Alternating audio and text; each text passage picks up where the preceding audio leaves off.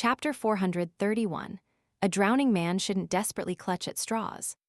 Upon hearing Klein's question, Emlyn White jumped in fright as he carefully sized him up and said, "You're richer than I thought."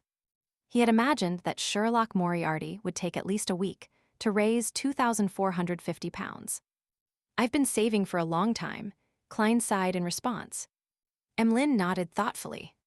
"It's so lucrative being a private detective. This is just an identity that makes things convenient. If you don't encounter a huge bounty, it'll be 200 to 300 pounds a year," Klein said frankly. Emlyn glanced at him and asked casually, "So what do you actually do? Smuggling arms? Stealing from the vaults of the rich and powerful?" For Beyonders below Sequence 7, there's not much that can be done to save up more than 2,000 pounds so quickly, and most of them are gray areas that border on breaking the law. "You, a vampire, are talking to me about breaking the law. It seems like you're rather eager to make some quick money." Klein smiled. "Accept some relatively dangerous missions. If you aren't afraid of death, you can try." Emlyn shut his mouth, and only after a long time did he say, "Come and find me in the evening. I'll take you to the seller's place." What an obedient vampire. Klein was about to agree, but he suddenly found it unsafe. What if the seller gets thoughts from seeing all the money? What if he doesn't have the corresponding Beyonder ingredients and is trying to fool me to commit a robbery? Emlyn White can be trusted, but not necessarily the seller he's introducing. I have to find an excuse to perform a divination above the gray fog to confirm the degree of danger. Yes, there's no need for it to be so complicated. There's a better way. After some thought, Klein turned his head to look at Emlyn. "No, go by yourself. I'll give you 1,000 pounds as a deposit, and you'll bring the 2 ingredients to the Harvest Church. After confirmation, I'll pay the remaining balance. I believe the seller will accept this method. This will show the credit of a noble sanguine." Upon being flattered, Emlyn unconsciously lifted his chin. "There's no problem with this way of trading." Saying that, he let out a laugh. "Are you afraid that the other party will not keep their word? Are you more at ease in the Harvest Church?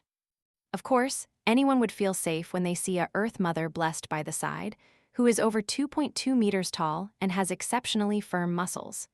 Klein smiled and pointed at Father Atravsky. "People who can deal with him wouldn't mind 2,000 to 3,000 pounds." Emlyn's face darkened, and he snorted. "Aren't you worried that I'll steal the 1,000-pound deposit?" Klein casually looked straight ahead. "Why should I be worried? You will come back here every day, making it easy to find you, and a living creature like a vampire would sell for more than 1,000 pounds." Emlyn, who had been hit in a sore spot, muttered in exasperation, "Sanguine, do you understand? Sanguine. Also, don't call me a creature." Klein chuckled and didn't say anything as he waited for Emlyn to calm down. "We'll do it the way you requested." Finally, Emlyn reached out and rubbed his temples. Klein immediately took out the envelope he had received that morning, and he handed it to him along with the thick stack of cash worth 1,000 pounds. "See you here at 8 tonight." After counting the bills and after confirming that there was no mistake, Emlyn warily stole a glance at Father Atravsky and said in a low voice, "Mr. Private Detective, with you being in contact with a lot of intelligence and news, have you heard of an evil god known as the Fool?" "Evil, evil UF." Inwardly, Klein nearly threw out a profanity. He answered with the most normal expression, "Many people are searching for believers of the Fool recently. Are you planning on joining their ranks to obtain the relevant bounty?" Emlyn sighed and said, "No, I'm only considering whether I should ask this evil god or the evil soul to help me dispel the psychological cue. As you know, the rumors going around include his specific honorific name, and as long as it's converted into Hermes or Ancient Hermes, it's possible to get a response. What do you know about him? How much harm will he bring to his believers? Will he forcefully change the believers' views? Although it points to me, I still have to say, my dear vampire friend, you are like a drowning man desperately clutching at straws." Feeling mixed emotions, Klein said, "The Fool is very mysterious.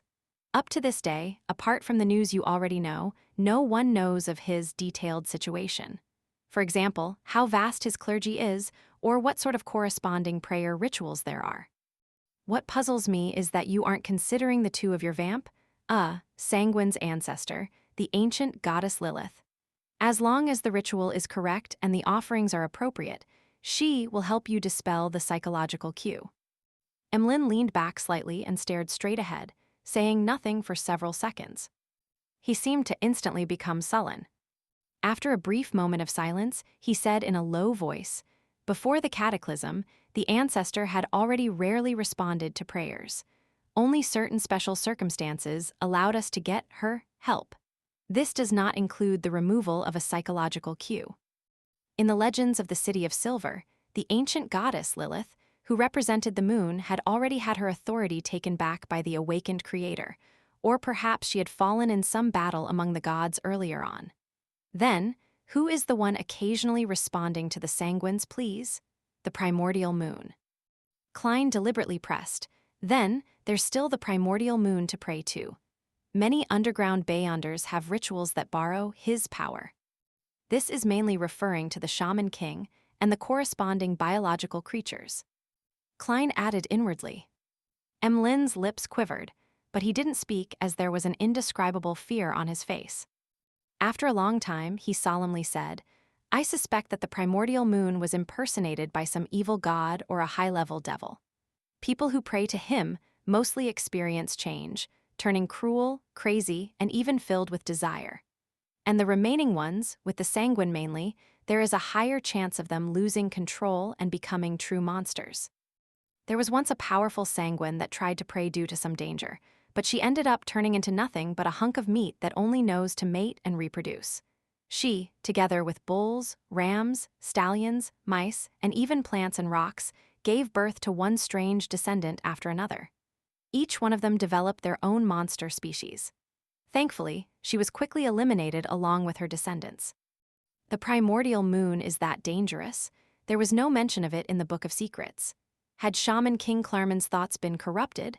Fortunately, I only referenced, modified, and prayed to myself." Klein's heart raced in fright as a result of Emlyn White's description. This made him acutely realize that the hidden existences other than the 7 deities were indeed not that trustworthy. "Except me." He sighed. At that moment, Emlyn smiled bitterly and said, "If the negative effects brought by the fool isn't that great, praying to him might be something to consider. The only effect is that you will pay a certain amount of money for it."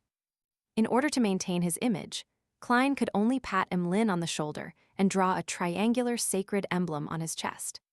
It's very dangerous to pray to a hidden existence that you don't know about.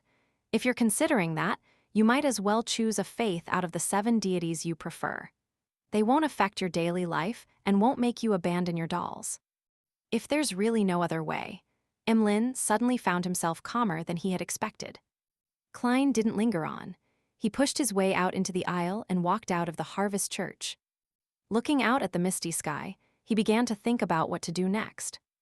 There was no doubt that his current focus was on saving money and finding the ingredients.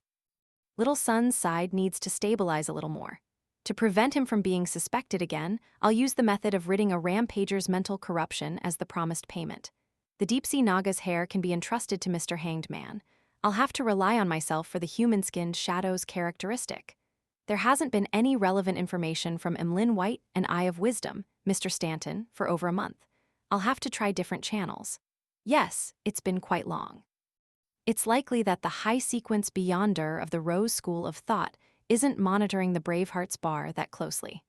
I'll go visit it in the evening and see if I can contact Miss Sharon and Merrick. Klein quickly had an idea. In order to go to Braveheart's bar, he had to first go to East Borough and change his workers' clothes in the 1-bedroom apartment he also rented on Black Palm Street.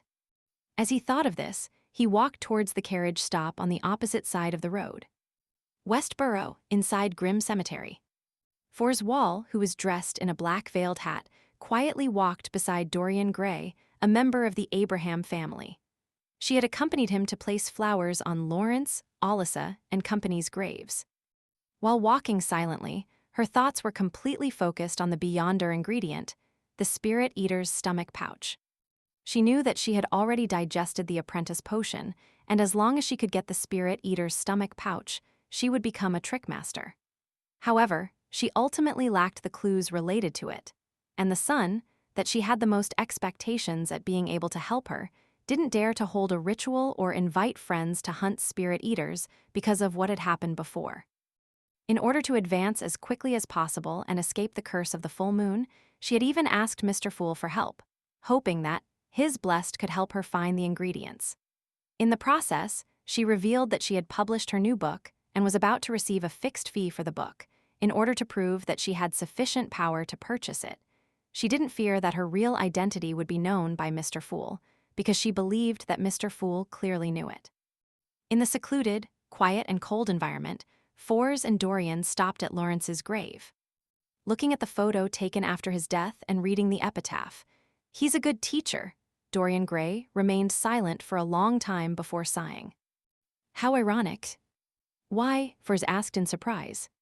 She had heard Lawrence mention that he was a public school teacher in Constant City, Midseashire, and that was why she had used such an epitaph. "This has nothing to do with you. It has to do with our family." Dorian gave a self-deprecating laugh and bent down to put down the flowers. After straightening his body, he looked straight ahead and suddenly spoke out, "Fours, do you want to become a beyonder? The kind I described in my letter."